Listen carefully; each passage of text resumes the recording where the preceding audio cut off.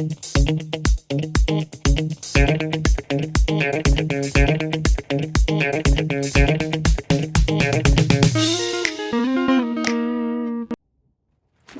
hi. Yeah, today there is a little bit of a perspective change happening because sometimes the answers are in the details, you know. Will it be the case for the next question? Let's see.